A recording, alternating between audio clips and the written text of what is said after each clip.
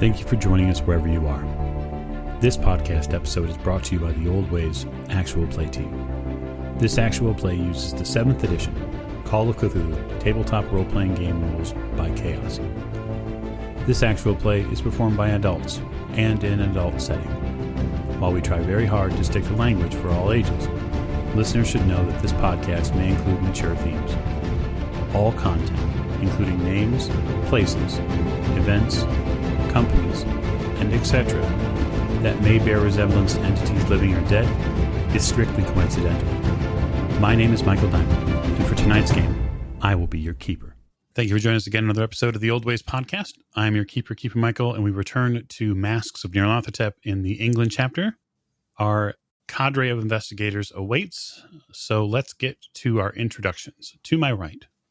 This is Lonnie. I'm playing Lawrence Edward Oliver Forsyth, and I think it's time to go have a nice jaunt in the country, far away from London. Might not be a bad idea. To your right. This is Morgan. I play Lillian Lane and might be gaining some new skills. Yeah, it's probably not a bad idea. At the end of the table. This is Jake. I'll be playing Jack Doyle, and I think we're going to need a montage. I do indeed think we may need a montage. To Jake's right. This is James. I'll be playing Dr. Sigmund Tattenbach. And I wonder, what is the German word for montage? I've had to look that up. Excellent idea. To the doctor's right. This is Tiffany. I play Maeve O'Shea and things, doing stuff, words. In that order? Maybe. Okay, fair enough. Last but most certainly not least. This is Alex. I'll be playing Simon Granger, and I have plenty of loose ends to tie up. And people to tie up for that matter. No, I'm kidding. Maybe not. Maybe not. So when last we left our investigators, they were heading eastward. Generally speaking, in the direction of the Naze, which is a section east of London. It's on the coast. And they had settled on a location just south of there called Walton on the Naze. It is a cloudy day when they arrive. Their long train trip there. It's overcast. The sea gives a bit of a bracing wind in this February morning. They are left in what is the kind of husk of a small town, which is normally filled with tourists during the warmer summer months. You notice that there is not far from the train station, there's a hotel. Looks to be the only hotel and lodgings they're in. There's also several what appear to be summer or beach houses that are stretched along the coast here. There's maybe a short collection of them. They don't look very large. They look maybe single family, if that. And then there's a marketplace and a couple of other buildings. It's not a very large town at all. Definitely a far cry from your previous stop in Southampton and London beforehand. Well, let's get some lodgings, get the lay of the land. Yeah, getting lodgings is relatively elementary. The hotel staff that's here is a little surprised to see anybody come through, and they almost seem to wake up out of their kind of sleepy wintertime behavior. They apologize that there are more staff for all of you. Most of them arrived during the late spring and to prepare for summer tourism. They ask what brings you. We just wanted to get out of the city for a while. Well, it's a song I've heard several times. See gentleman come behind the desk. The name's Edward. Shakes your hand, Jack. Jack Doyle. Good to meet you, sir. So, 6 of you then? Yes. I've got more than enough accommodations. Obviously next to each other as much as possible. Not a married couple between you, huh? No. Very well then. He takes out a logbook and starts writing a few names down. He more puts down Jack Doyle and party, and then you see him scribble like a 5 and then a plus symbol. That's 2 and 6 a night per room, but I'm sure we can come to some agreement given the group you brought in. Of course. We'll haggle. Whatever. Yeah, he seems to be a relatively honest businessman. He's not trying to soak you for any specific amount. Right, and I'm not, trying to squeeze every penny or whatever. Sure. He tells you that the pier is normally the focus point of excitement during tourist months. There's even a little train that they put out and run up and down the pier, but of course it's all shut down. But he does say that most locals spend their lazy days either here preparing for tourist season or taking relaxing walks on the beach, which is what he recommends. Very good. Thank you very much. Indeed. If there's anything, please just give us a shout. My wife, Heather, will be happy to help as well. Thank you. Do you get the London paper here by chance? Oh, we do, occasionally. Usually it's just on Sundays, of course. Of There's no reason to run for the daily when we've got the radio. Right. Well, I just want to make sure I can, once in a while, catch up on what the goings on back home. Shouldn't be too much of trouble. If you'd like, we can talk to the man at the station there and see about picking up a copy, maybe on its way back through. Sometimes they'll help us out. Oh, yeah. I mean, I could even go get it or whatever. It's fine. Right. We'll go on. The hotel here is not nearly as wondrous as the Waldorf. Your rooms are simple, and Spartan is not the right word. I would say that they are utilitarian. The beds are reasonably comfortable enough.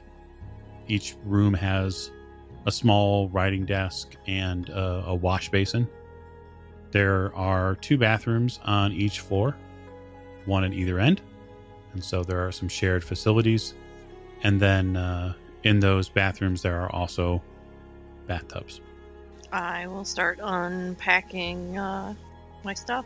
Books and tongues and... No, I'm kidding. Yes, all of it. Okay. Yeah, the desk is reasonably large enough to carry some of your books if you make a big stack. Even though you've parsed down on a lot of the additionals, there are still a few items that you're going to need at ready. How many rooms are we getting? 6. That's what Jack has purchased or has negotiated to temporarily rent. All right, I start unpacking as well. And then I am assuming I'm in a regular, like a traveling clothes, like a dress or whatnot. I am going to change out of that into something more suitable for myself at this point. Some pants and a light shirt. Mm-hmm. There's the main level of the hotel also has a pretty large dining area. It looks like it's mostly shut down in off seasons, but they do have 2 or 3 tables in it. You guys would have spied it when you were coming in. It probably normally seats about 50 people, and there are maybe 4 tables. And so you imagine anyway that if you needed to have a place to sit down and have a meal together, you could do it there. Yeah, I'll head down to the dining room after I'm done unpacking, and they have a bar down there, I'm guessing. It looks like there's a bar, Lillian, but it looks like there's nobody at it. I mean, you can see bottles and whatnot. The Edward comes around and says, is there something I can help you with, ma'am? I was wondering if I could get a glass of wine. He looks over at the clock and looks back at you. What time is it? Is it like 9 a.m.? Yeah, we'll say it's about 10:30. Oh, wow. All right, scratch that. It's a bit early, but we don't. We're not interested in judging. If you'd like a glass of wine, it's perfectly reasonable. We've been traveling quite a lot the last couple days, so my mind and the time is maybe not aligned. Would I be able to get a cup of coffee? Oh, of course, coffee. I should have figured by the accent that you'd want coffee. Please, thank you so much. Mm-hmm. He lingers for a moment and I wouldn't say stares at you, but he just lingers for a moment and then goes and makes coffee. I don't know if he's like trying to eye me up and down, but Well, you're pretty hot stuff, so I maybe. am pretty hot stuff. Yeah. I wait patiently. He comes back probably 5 or so minutes later with a cup of coffee. Thank you so much. Yeah, I give him a really nice smile. And how much do I owe you? Oh no, I'm not gonna bother charging you for some coffee. No, not necessary. Your guests here. If you need more coffee, just let me know. Will your companions be coming down? We could range the tables over there if you'd like to have perhaps tea or. It's like I said, it was a long trip for all of us. I know some of them were getting adjusted in their rooms and might take a slight nap, but if more end up coming down, I will definitely let you know. I appreciate it. Well, if you decide to wander on down the beach there, a coffee should at least keep you warm. Fantastic. I look forward to seeing the views on the beach. I know it's not the typical time of year that people come and wander around, but I prefer it a little quieter than brimming with tourists. Well, we do enjoy the off season a bit here. If nothing else, it gives us a chance to relax because in a few months, before you know it, this place will be crawling with people. Oh, I can only imagine. I promise we won't cause too much trouble or intrude. Doc walks by with a suitcase. Oh yes, we are very quiet individuals. And heads up to his room. I stifle a laugh. You'll forgive me, ma'am, but you look familiar. Well, as far as I know, I've never been here before. I'm from the States, the United States. Yes, no. I'd guessed that. He puts his finger to his mouth a bit as if he's thinking, and then he turns back to just one moment. One moment. He heads back into what looks like an office, and then comes If it's back. that newspaper from It's the newspaper. Wanted. oh my gosh. He has a copy of the route. He comes back with a newspaper. Oh, which one? This looks like an old newspaper. Oh, It says here, he folds the newspaper over. You can tell that it's probably 2 or 3 years old. This is a newspaper, but it's not a high-lined newspaper, right? So it's not something by name that you would recognize. This is an equestrian paper. oh, okay. You're my family's been in horses for hundreds of years. You're Lillian Lane. Your family's been in equestrian circles for forever. Yes. It's another, horse lover. Fantastic. I didn't know our name had reached all the way out here. Do you mind if I look at the Of course. the of course. paper? Actually, he flips it over, and you see an older gentleman standing next to your father, and then you see you, but like from 10 years ago. Oh, look how young I looked. Oh, just a wee child. Just a wee child there.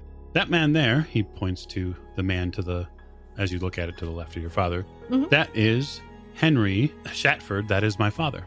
Henry Shatford. Long since passed. Really? Well, like our families apparently knew each other. Oh, you're being too kind. My father did some boarding for your father. We had land. We had land several hours north of here. Oh, really? And you no longer have the land, or? No, unfortunately, my father took ill, and we had to move him from there to London for proper medical care. And when we did, there was no one to look after both the land there and then the hotel here. And so we divested ourselves of the boarding land and then put the money here into the hotel, where we think that, well, we hope that the investment will see a bit of return with the tourists. Well, I'm sorry to hear about the loss of your father, and the of your other business as well, but more so the loss of your father. That's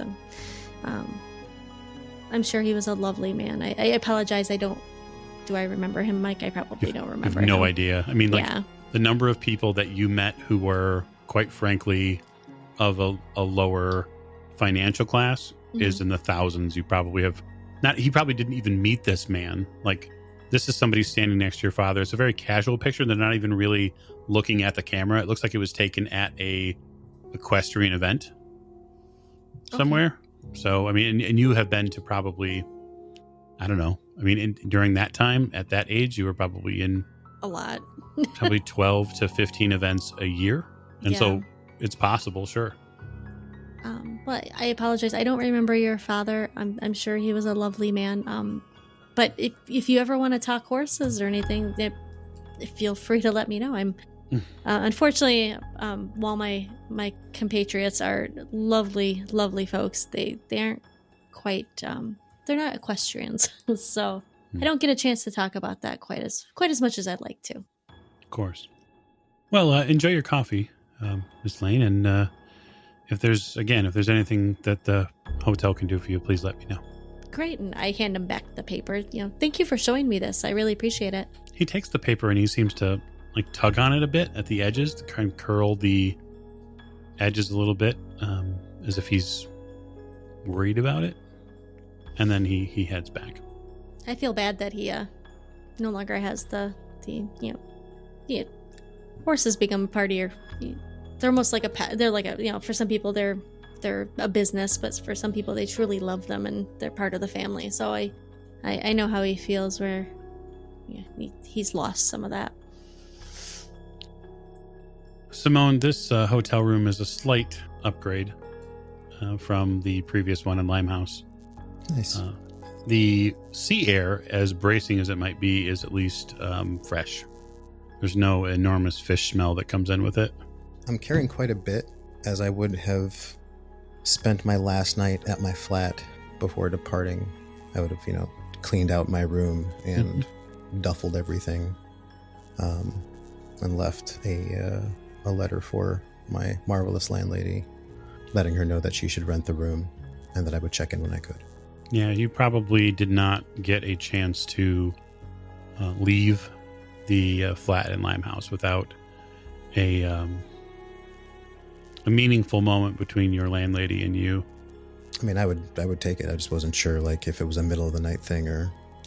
Well, I mean, she probably would just intimate that you should take care of yourself and that the room will be available for you should you need it in the future. Yeah, I would thank her. You don't leave without muffins, obviously. That comes with the territory, so. Yeah, those probably keep me fed throughout the trip.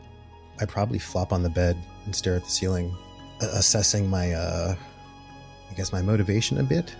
I'm trying to, like, kind of stitch together. So much has happened, and trying to stitch together what Elias's investigation has to do with what we've been doing and where we're going.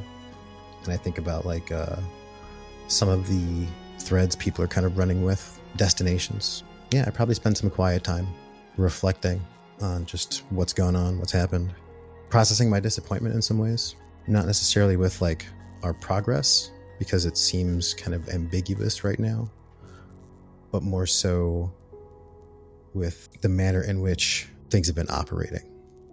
Yeah. It would probably at some point, I mean, your brain would probably process through that it feels like a body that the limbs aren't working in concert at all. There's too many secrets.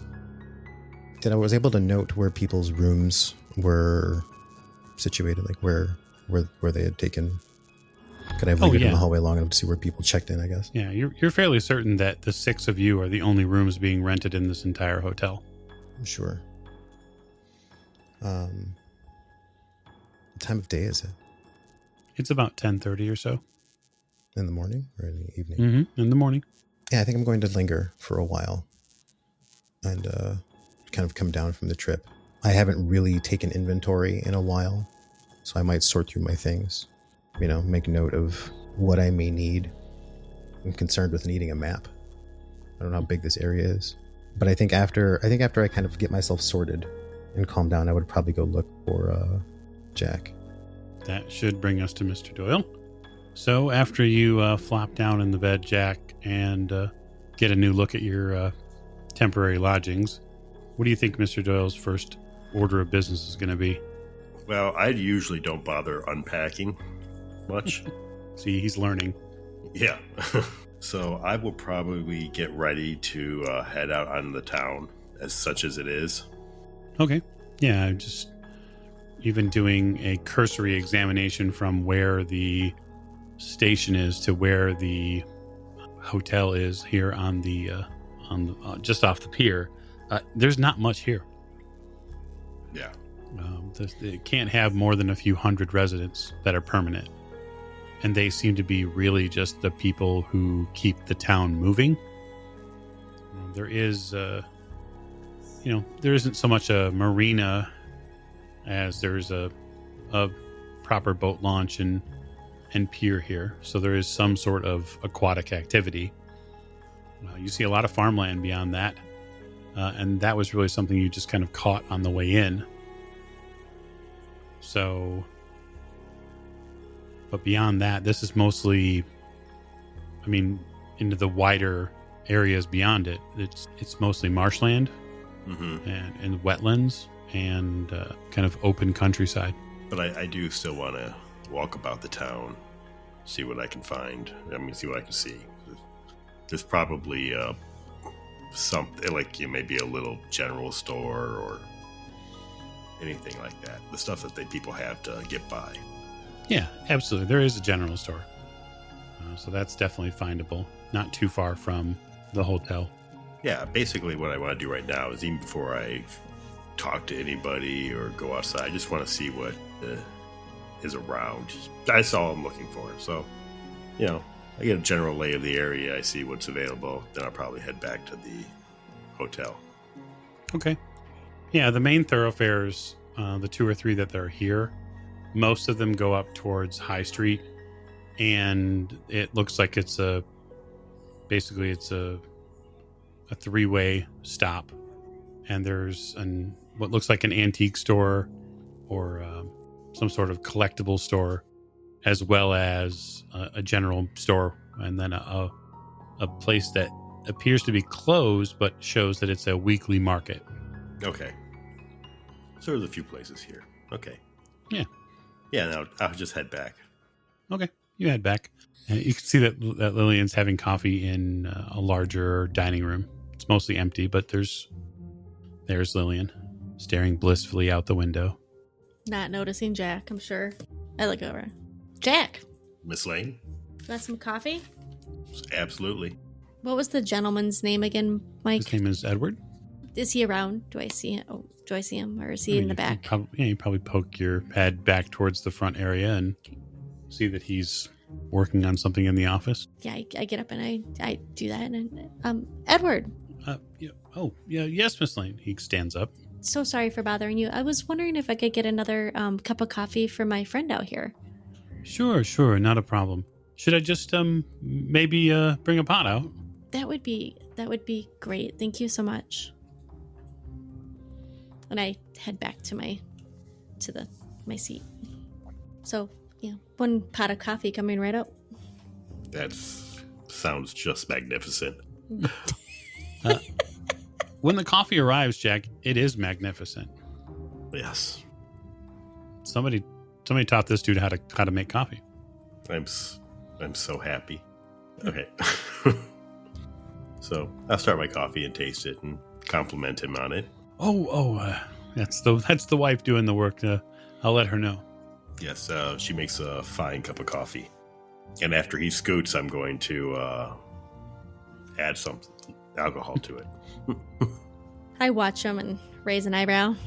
Jack, I wanted to talk to you about a couple things, if you had a moment. Mm-hmm. Yeah, absolutely. No, I'm not doing anything other than drinking coffee. So, a couple things.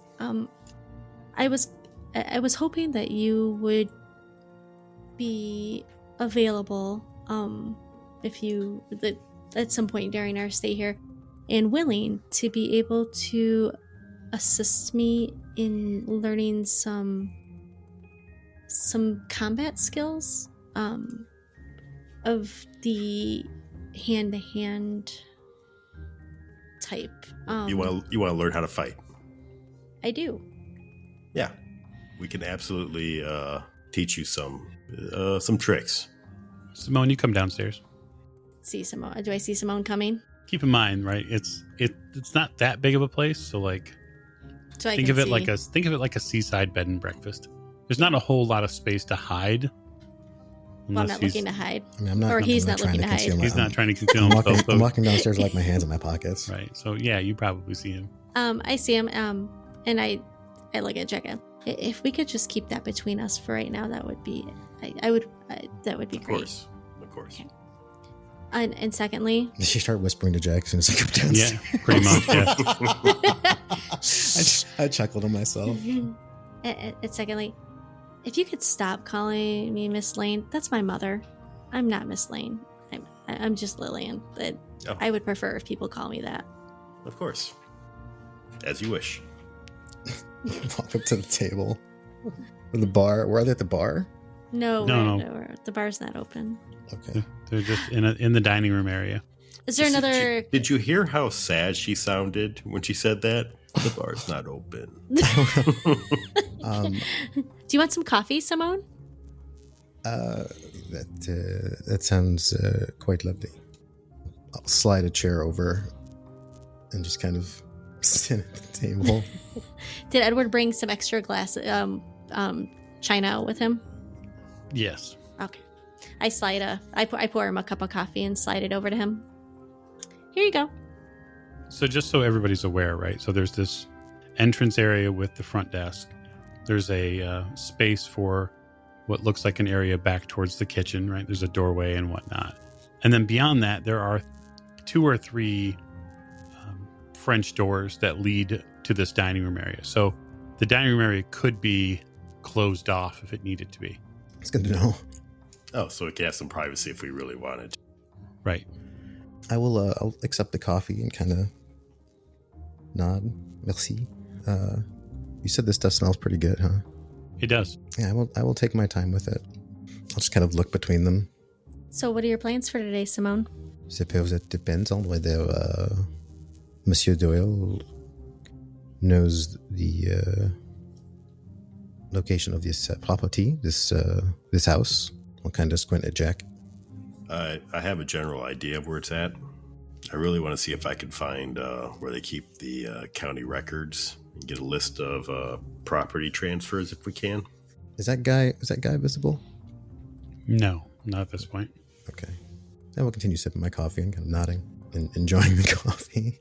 So you guys are you are hopefully maybe staying out of trouble today then? Yeah, I mean, not on the first day. I did let them know that we would, we would not cause any mischief, hopefully. Maybe. Mr. Forsyth, what are you up to? After I unpack, I was planning on going and taking a walk along the beach, actually. I realize it's not quite bathing weather, but... Okay. So yeah, that's probably visible from the dining room windows at the hotel is Mr. Forsyth trying to get a little fresh air. Yep. It helps the healing. From being impaled. I watch him wistfully from the window. Like, that sounds lovely. I think a walk is just the thing I need. Gentlemen, if you have plans already, I think I'm going to maybe try to catch up with Mr. Forsyth. Well, you have a lovely walk. You two have a lovely investigation. Mademoiselle, did you perchance get an opportunity to look over the reading material I gave you before we left? I did do a little reading on the train. I'm hoping to have some time to do a little more while we're here.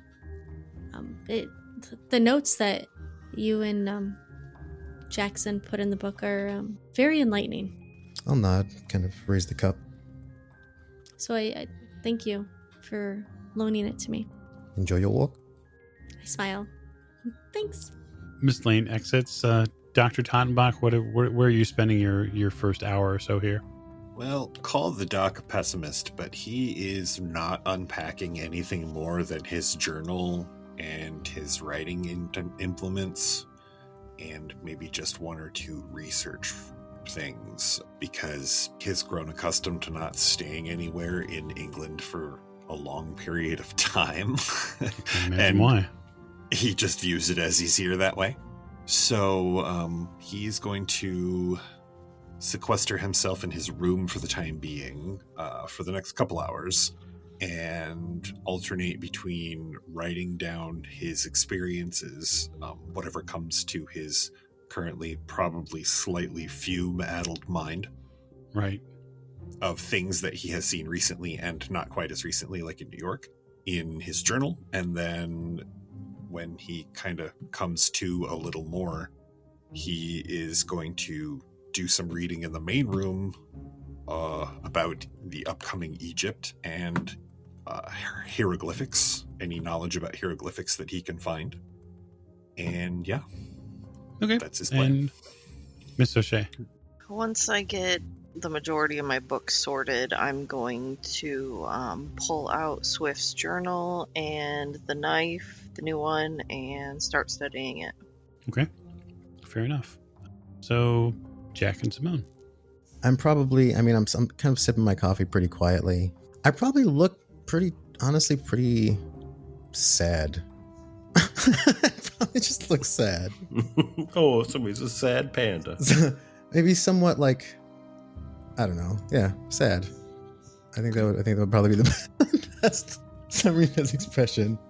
There might be like the occasional sigh involved. Problem, Simone? Monsieur, perhaps you could help me. How do you do it? I will down the rest of the coffee, like put the cup down. What do you do when you know that your friends are keeping secrets? Everybody keeps secrets. It's part of being human. This investigation is obviously a bit of a rat's nest. It's of messy, moving parts. Yeah.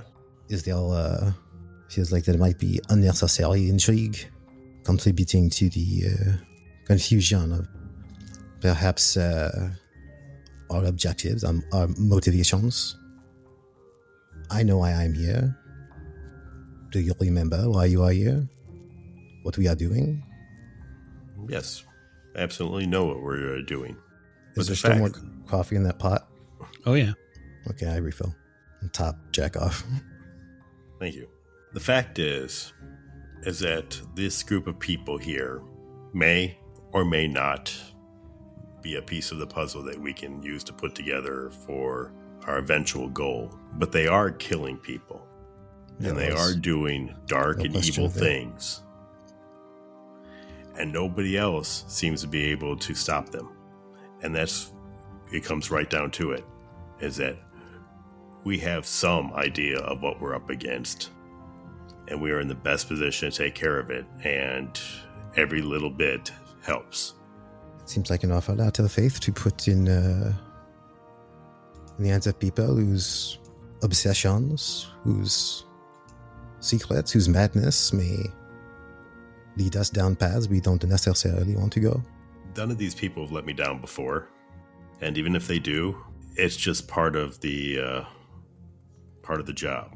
It happens. And I don't think any of us are under any illusion that something horrible could happen to any one of us at any time.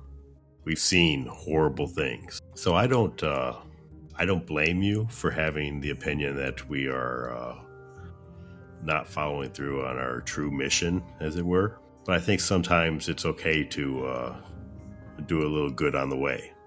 I think perhaps you misunderstand, Monsieur.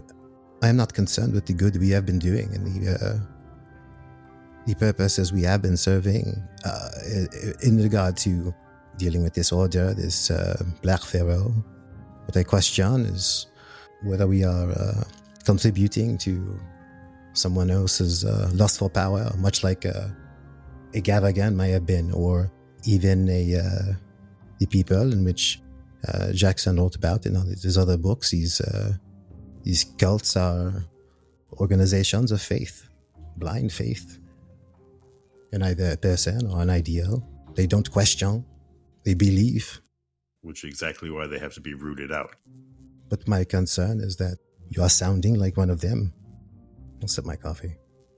I merely, to make sure we are still asking the proper questions. We are human. We are curious. We are weak, fragile. Well, I will say this. When we start killing innocent people, then I think that's when we start after questioning. How many will it take? I probably look as honest as I possibly can when I ask that question. I think it's just one. If we kill one innocent person intentionally, that's when you have to pull back. Very well. We will play it your way, monsieur. Good luck to us all. Indeed.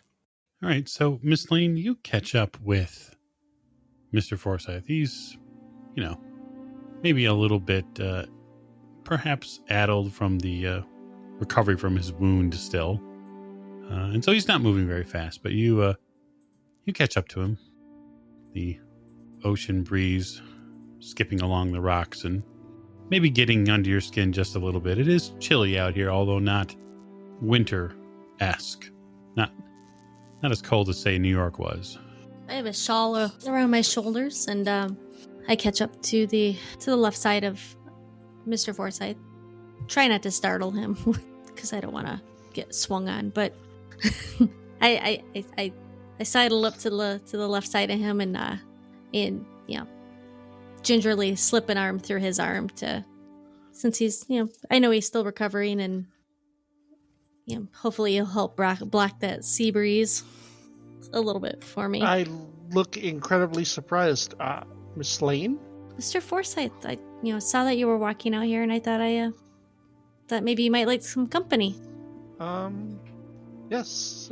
Just getting some exercise in. Yeah, how are you feeling? I don't feel bad. The train ride's pretty good. Just, grateful for a little bit of downtime. Yeah, well, you had us worried when you were in the hospital. I'm glad to see that you're recovering. Well, I won't say I've had worse, but it's getting awfully familiar. We need to avoid you hurting yourself any further. You can only take so many impalings and bullet holes.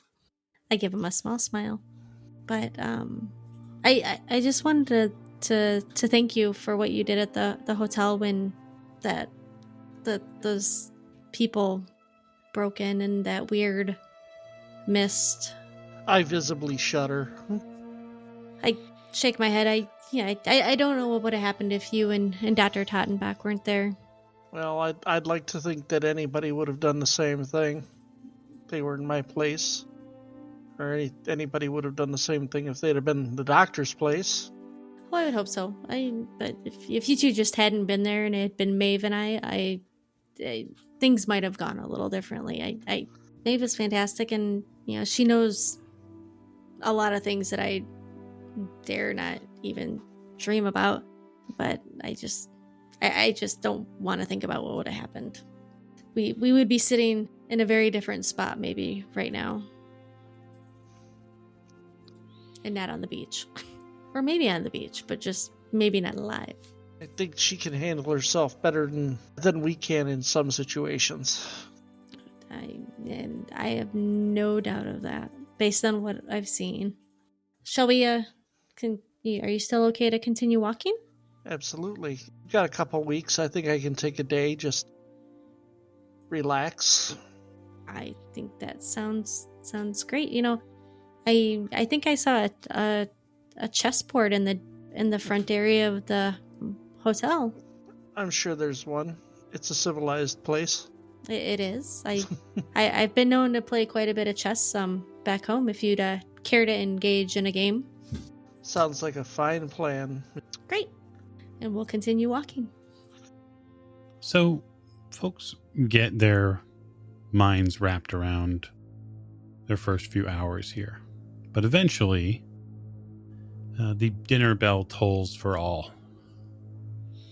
Eventually, our studious investigators upstairs who are writing down their fume-filled dreams or their busy studying away will get hungry. And so the proprietor, Edward, tells you that if everyone would make themselves available around 4 o'clock, that his wife, Heather, will have something special in the dining room for you to complete your first evening here with. And Miss Lane, and probably you, Mr. Doyle, he asks you to make sure that everybody's aware of it. We will do so. Thank you. What time is it now, Mike? It's about 3 o'clock Okay. by the time this comes around. Go and lightly tap on Maeve's bedroom or room. Hello? I open the door a little bit and I don't poke in it. Maeve, is it okay if I come in? Yeah. Come on in. Go in the room and I shut the door. And I just wanted to, let you know that dinner will be at 4 o'clock down in the dining room. Apparently the proprietor's wife, Heather, has whipped up something special for us. So if you're in, I'm assuming you look probably hungry. You look like you've been up here all day. Yeah, I probably should walk around, eat. Have you found anything out when you were studying? Not as of yet. Okay. Well, if you need anything from me like that, not that I can probably offer assistance, feel free to let me know. I'm happy to try and help. I appreciate it. I will be down at 4 then. Okay. We'll see you at dinner. Thanks. I slip out of the room and I head over to Dr. Tottenbach's room. Okay. I knock on the door. He answers after a moment or two. Come in. I open the door. Doctor? Miss Lane, please come in. I poke my head around the door and, come in and close it behind me. It smells a little strange in here, Miss Lane. It smells like chemically. Like as in the stuff from the warehouse? I don't know, Doctor. What scent would you give it, if any? Probably kind of an antiseptic with somewhat bitter undertones. A little bit like a hospital. Doctor? Have you been partaking? Define partaking. Is everything... I was going to say I'm merely ironing out a few wrinkles that my brain has picked up over the last few days. I am fine. I am touched by your concern, though. Furrow my eyebrows at him, and I sit on the edge of the bed. Is there anything you want to talk about? Well, this is interesting to be on the couch instead of in the chair. Well, I'm sure you are much wiser than I am, but I mean, I at least can offer an ear. Wisdom is only the name we give to our mistakes, my dear. I saw something that rattled me to my core, something I could not reconcile. And I am sad to say that I am weaker than I thought. Looked for a crutch. But don't worry, I will not let it overtake my life. I am well acquainted with the concept of addiction. But that is not what you came here to talk about, is it? Well, but I mean, of course, if something is bothering you, I want to help if possible. And there's nothing wrong with having weak moments. We all have them. We're human. And I know there's a preconceived notion about men having to be strong and not being afraid. There's nothing wrong with that. It's who we are. I'm sure even Simone and Jack and Mr. Forsyth, I'm sure there are things that they're afraid of, and it's okay. He smiles. Miss Lane, you are a treasure, and I am glad that you are with us. Oh, so it is the Issa talking then. Oh, well then. He opens the door. But I did want to tell you that dinner is at 4. Heather, the owner's wife, has prepared a special meal, so Ooh, maybe some wunderbar. food. Yeah, some food might do you some good. I think perhaps a cup of coffee and a bit of time is a common area. He stretches and grabs his cane and follows Miss Lane downstairs. Okay. So around about 4 o'clock or so, those of you who are collected arrive downstairs for dinner. And this is much more of a formal dinner than many of you are familiar with recently. So there are plates for everyone. There's courses that she begins bringing out. And it feels more like a Sunday dinner, which is a bit strange because it's Wednesday. But it feels much more formal than you had expected. But Edward kind of laughs it off and says, "We don't get many tourists this time of year, and having 6 who are all together gives us a great opportunity to try out some things we would usually do in the summer months." Well, it's magnificent. This is very good. Your compliments to the chef. I eat hearty with Yep. probably it's just like a smirk on my face. Yep, I'm tucking away the victuals as well. This might be the first time that we have all had, been at the same table at the same time in quite a while. This is true. Probably since with the ocean trip. Oh, well, let me tell you, some of those dinners were just, there was some much to be desired in some of those dinners. I remember one distinctly. Yeah, it did not pan out as well as I had thought, and I did not wish for a second helping. Was that the dinner where all the windows blew in on the ship? Yeah, In the the dessert, dining I area? believe, was flying glass, and we almost died. I do remember that, yeah. Yes. I would care to not relive that. I wasn't there for that one. No, you were there in spirit. Literally. Literally. Awesome. Doc laughs, throw around a mouthful of roast. Yeah, but this is great. It almost feels like home a little bit. Yeah, I think the Yorkshire pudding is probably a little bit far away from home for you. Well, but it's the different. roast is tasty. That's something we It would is. eat. So, Simone, Jack, did you do your digging today? Were you going to go about town? I've been here all afternoon. Okay. I had thought you had plans to get the lay of the land. Are you trying to get rid of me? Hmm? Would you like me to depart? No. I'll grab a roll. No, it's no. I had thought you guys had plans together today to go do stuff. Don't leave. My goodness. Sit down, Simone. We Oh. want you here. There's no Have some question. pudding. I hadn't gotten no. Yeah. Just to roll in. Oh. I pushed my Yorkshire pudding over to eat my pudding. That's not something I've never been able to get a taste for that. I kind of just side eye it and lean back with my roll. I promise it's not poisoned. Here, take the pudding. I didn't lick it. It's okay. Simone is only interested in the role. The role is the only one here who understands him. At this point, there is not much we can do until we know the exact location of this property. We shall have to find it. Jack said he might have an idea. Point at Jack with the roll. I think I have a general idea where outside town it is, but I need to see if I can find the records, or at least get some kind of information to pinpoint it down exactly. We might need a layout of the house as well. Right, which is why I kind of want to get to the records. Maybe we'll have current, up to date records of both who owns it and maybe floor plans of some type. That would be good. I assume our plan is to still overtake the house in some fashion if people are there. I mean, what's the end result for this? Are we burning it to the ground, or? Doc very gently puts his head on the table.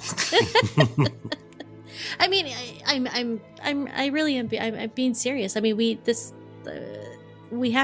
people have to be stopped. I mean, Right. But- and I believe the term Monsieur Doyle used was ambush.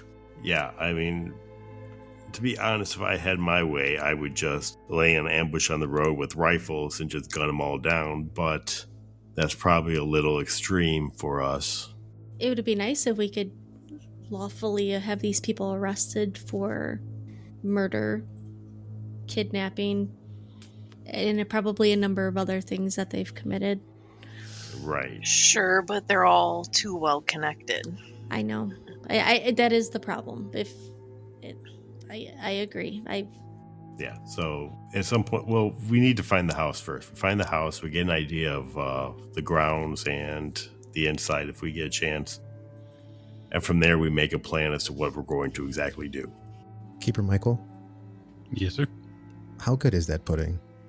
I mean, you've had a few Yorkshire puddings, given given your stay, your time spent, I'll say, in England, and it's I'd say it's a good 7.5. Your faithful landlady makes about a 9.5.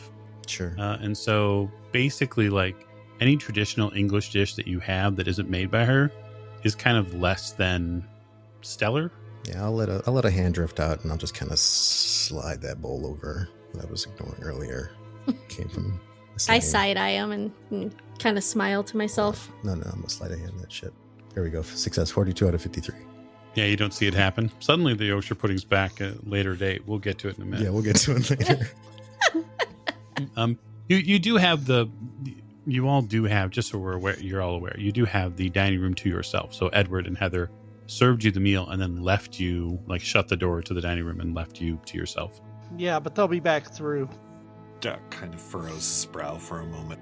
I must voice that while technically it would be the most efficient to set an ambush and just gun them down, as Jack said, I, as a doctor and as a scrambling human being, someone trying to hold on to his last vestiges of sanity and humanity, I must protest that approach. We have to give them a chance at least. Just gunning them down like animals. I cannot condone this. Doc, We must find another way. Right. Which is why we're not going to just gun them down like animals. Good. But if we're very lucky and we can find this house in time before the night that they're going to get in, maybe we can slip into the house. Apparently, this house has a priest hole. Well, I know a couple of gentlemen who are quite good at something like that. Perhaps even a lady or two. Right. There would be If more we can than- already be inside and they're waiting for them, it'll make it a lot easier. Perhaps a diversion. Well, we'll see. Again, let's find this place, this house, scope, check it out, and we'll go from there. By the way, Jack, side note, he slides his journal over to Jack. I've in here recorded some of our more bizarre encounters. If you could look through them and give me your eyes and tell me what you think. I'm trying to make an accurate record of what we have encountered so far. Oh, yeah. Yeah, absolutely. Dankeschön. You were saying, Mr. Forsyth. I am sorry, I did not mean to interrupt. you have two choices. You can either have the police arrest them for their multifarious crimes, including being part of a cult that murders and kidnaps people across London, or you can kill them. They've already come to try and kill us once. I don't plan to repeat the experience. I'll hold up 2 fingers. It was twice, no? The first one was a bit more, let's put it this way, the second one was an overt escalation. So if they want to go root hog, I don't think that they deserve anything less from us. We must strive to be better than them. Let's worry about what we have to do when we get there. Exactly. What does they say? We will burn the bridge when we find it? Yeah, that's it. Well, see, yeah. Edward walks back in. I apologize, folks. Would anyone like some brandy? Absolutely, thank you. That would be wonderful, please. Yes, that would be wonderful. And perhaps something for you ladies? Would I be able to get that glass of wine now, since it's not 10 a.m.? Of course, Miss Lane. Thank you. And you? He looks at you, Miss O'Shea. I'll just have a tea, please. Thank you. Of course. He steps back out. Keeping your wits about you, Maeve? Yeah, I have a promise to keep when it comes to this house, so I just want to make sure that I'm aware of what's going on. I understand. Don't worry, I will have yours.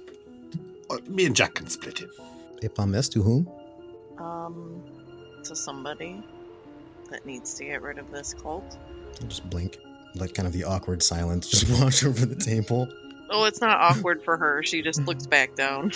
I mean, it would be nice if we knew that there were conditions that need to be met. Well, they don't I mean, it doesn't have to, but I did make a promise. It's nothing that involves any of you. I mean, we're already have a plan, so... I think, my dear, what he is trying to say is that he wishes to be involved in your promise in order to help make sure it comes true. Unless I am reading the situation wrong. Depending on who you have committed a service to. I'm not interested necessarily in ending up paying a debt for you without knowing the terms. None of you would pay it. We are going on this... will you be going to the house alone, then? Well, no, we already have a plan. That's why it doesn't matter. It absolutely does matter. You are going to then contribute your obligation to this plan. You're just going to fulfill it. What are you so afraid of telling us? No, it's already a part of the plan. Do we or do we not want to get rid of the leader of this cult? To break this cult up? Is that not part of the plan? That's absolutely part of my plan. Okay, then. I have heard it mentioned, yeah. So you promise that this leader is going to be executed? They'd be taken care of in some way or shape or form. Because that was already part of the plan. I'll lean back. Are you so convinced that I'm going to do something to put everybody in danger? No, Mademoiselle, I am convinced you already have. But it doesn't matter. We are here. We have our own obligations to fulfill. But there is much that you have come to know. There's much that you have come to hoard. And that we are going to continue to enable you to pursue your, whatever you would like to call them, studies, rituals, communions. Then I believe you owe it to the people who have bled, in some cases, for what you are carrying around in your trunk or your bag. Those were given to me. And also, I'm not doing any rituals or anything. And the last time I checked, which you weren't with us, I was part of the solution to get Mr. Forsyth back from the world beyond. Everything I'm doing is so dangerous. Also, when we were attacked in the hotel, I had a protection spell ready.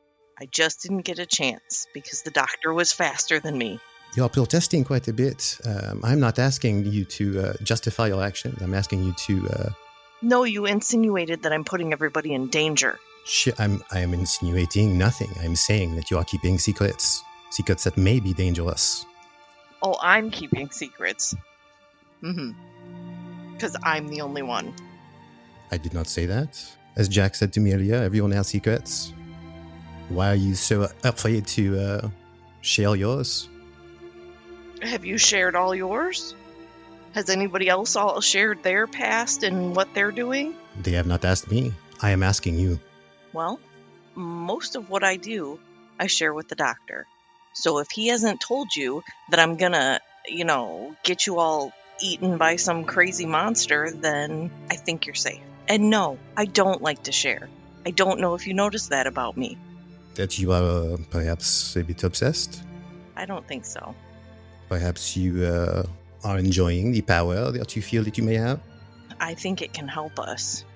And you don't think that these people that we are going to take care of on behalf of whomever you owe a debt to, that they don't feel the same way? Last time I checked, I'm not going and kidnapping people and sacrificing them. So you are saying that I should disregard what you decide to keep to yourself until at which point you strap someone to an altar? It seems a bit unreasonable, no? Well, I guess then take what you want from my room, you can study it, and you can see if it'll help you. If you can do anything about it. If you have any background in it. Wow, I did not know that you would feel compelled to lord your knowledge over someone who is simply asking you to share it. No, I'm sharing it. I am telling you that this is part of the reason that I was chosen to come along. Why Mr. Elias wanted me to be a part of this group, because I have background in the knowledge and things that he has seen. If you talk to an average person about somebody casting a spell or doing some ritual that summons a monster, most people are not going to believe it. Why did you believe him over everybody else telling you that he was crazy? I did not necessarily talk in circles that could offer what would be considered a critique. C'est a bit of a niche interest, no? Keep your secrets, mademoiselle. You seem sworn to protect them. I will not attempt to pry them from you.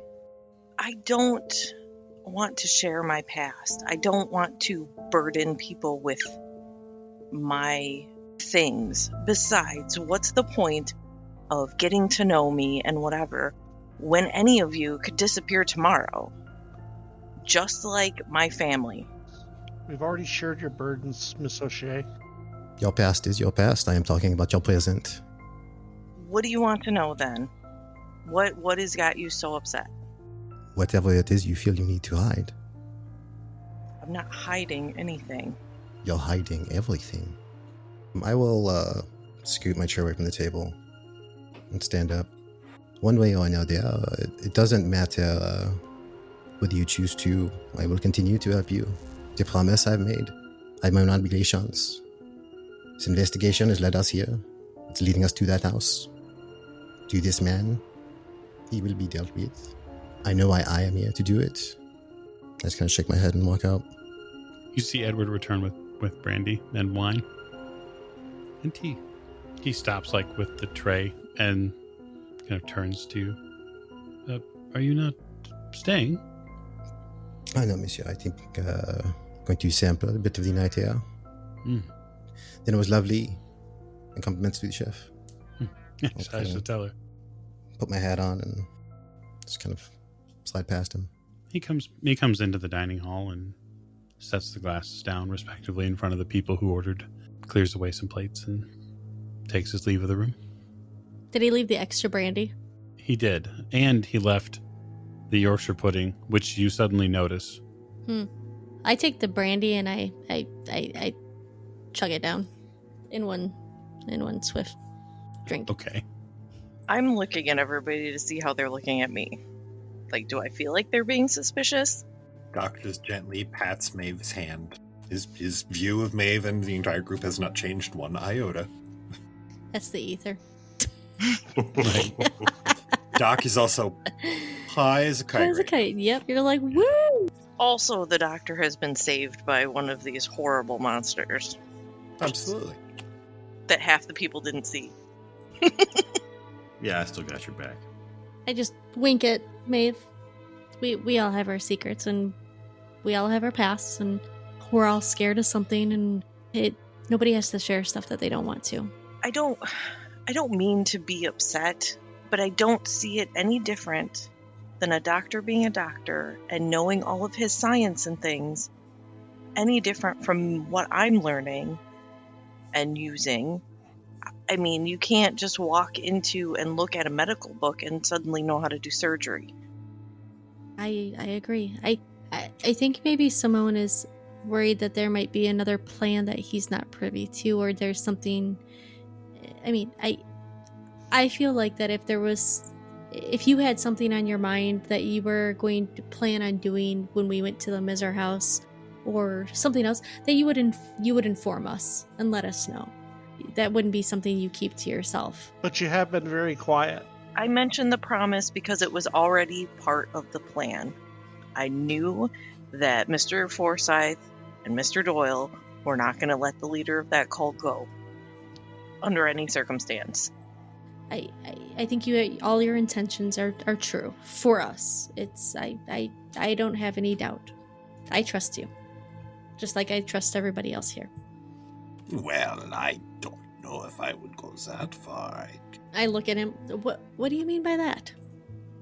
You don't trust me? He smiles. I trust you. Of course I trust you. I trust all of you.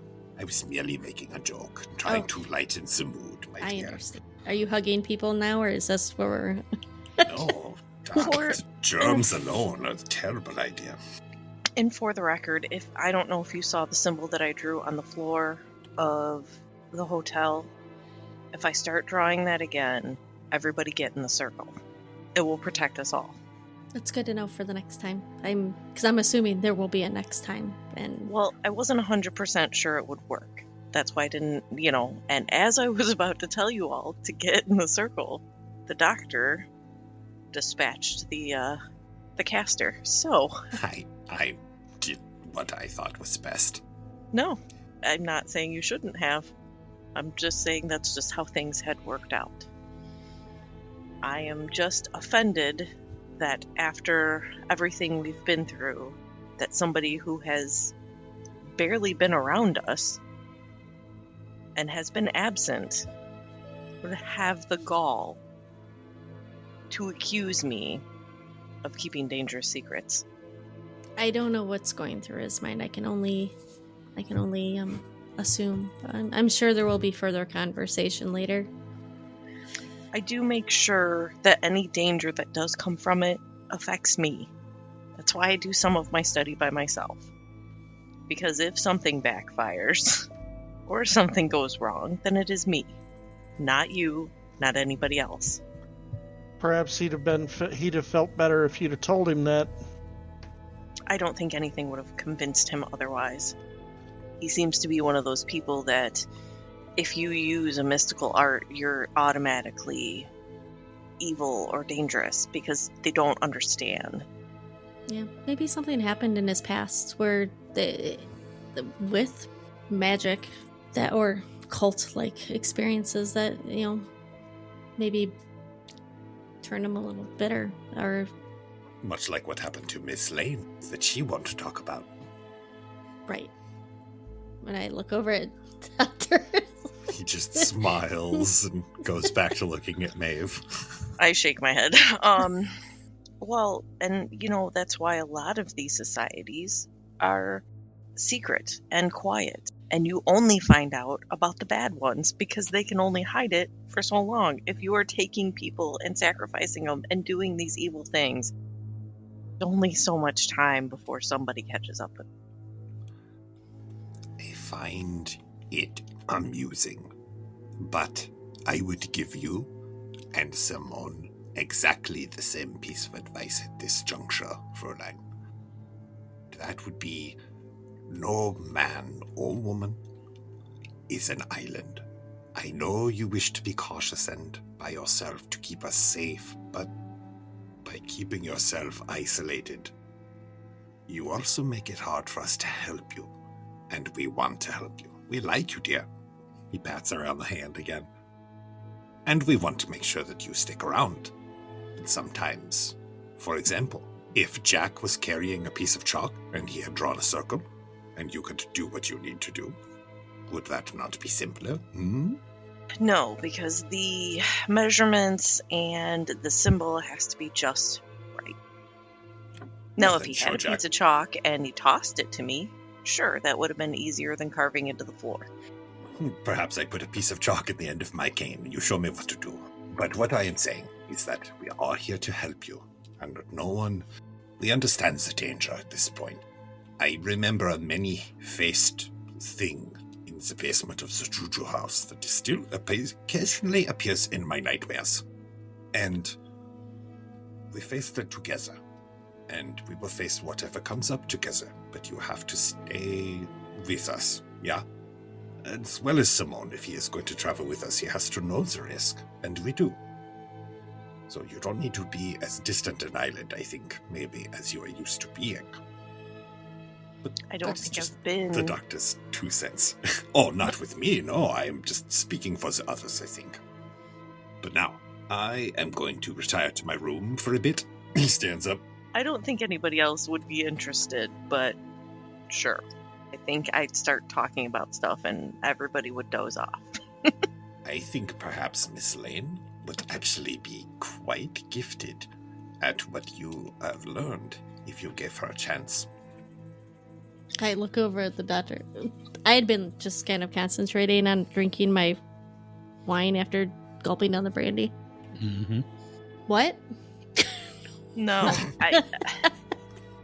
after how upset you got in the hotel, I think some of the things would not sit well in your brain. Change is violent, and we are all upset at first. I think I have enough on my plate with the whole, seeing things when I touch things, Doctor. Well, Maeve can have her thing, what she does, and I will continue touching things and, trying not to light things on fire. He turns and looks at Miss Lane before. Good that you can talk about it in public now. That is a positive step. We're just. I don't have anything else to say, and I just continue drinking my wine. Well, I think I should go round up Simone. Good luck. I think that's a good idea, Mr. Forsyth. I will finish my brandy and I will grab my hat and head out the door and go looking for where he went. I'm going to go finish my studies. I suppose if somebody wants to sit over my shoulder and read too, they can. I just get up and walk up to my room. Soon, Jack, you are left alone at the table. Yeah, I go pull a chair over by the window and just kind of watch the ocean. So, Miss Lane, would you like to go with me tomorrow for semi-investigation, and then we can find a place to stretch our legs? I glance back over at him and, sure, yeah, I would be most eager to engage in that. All right, very good. I'll get you up in the morning. I was thinking maybe something that's not a dress, like pants or something, a little bit durable and comfortable, and you can move in. And make sure you bring a coat so you can put it over because you might get dirty. Okay. Good suggestion. Simone, the ocean air at this time of night is pretty bracing. The wind that comes down the coastline definitely gets through the first layer of fabric, but it's really something unique, this view. The moonlight, what moonlight there is. The pier extending far, far out from the shoreline. Creak of the wood under your shoes. Yeah, I'll step off the porch, just kind of like onto the grounds. Keep my hands in my pockets. It's probably pretty chilly. I'll pull the collar up and just kind of stare up at the night. Yeah, it's impossible not to think of all the other nights you spent either near the ocean or on the ocean, staring up at the sky, wondering what was going to happen next. Are there stars? There are. Just a few. Some you've seen before and some you haven't. You've never been this far east. No. I know it's not my job to save these people. It's not why I'm here. I think I need to figure out, not save them from themselves, but protect them from themselves and each other. Yeah. Because, the external threats aren't really... Those are solvable problems. I mean, it doesn't necessarily have to be as simple as kill a cult leader, but it's not a bad start, really.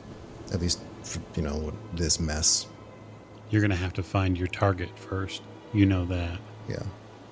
But, this sort of thing, finding a location, the remoteness of what this location offers, it's not necessarily all bad from a... No, the job actually sounds totally reasonable, all things considered. Isolated residents on, remote property, and we get to be there first, maybe? Odds are okay. I'm liking our odds. Weird things notwithstanding. Oh yeah, I probably won't wander too far. Okay. Mr. Forsyth, you catch up with Simone after a bit. I call out, or I get close to him so that he's not startled. He probably sees me staring up at the sky, like kind of half smiling. I'll like catch him with, over my shoulder. Everything okay, Simone? Oui, monsieur. Yeah, it's a complicated relationship. How are you feeling? Feel better than I felt in days. I'll lean back and kind of see if I can catch his sore spot. Is he favoring it? Is he? A little bit still. He still needs to mend a bit, but he's a pretty hardy fellow. You know that. You put yourself together pretty well. Don't really have a choice, do I? Could always lay down and die in a museum waiting for the police to arrive. No. That's not an option. I agree. Are you considering what maybe we have to do here? Do you know, before we met, has anyone told you about what happened to us before you met us in London? You tell me as little as possible. Well, you haven't been around, to be honest. I'm not expecting a full disclosure.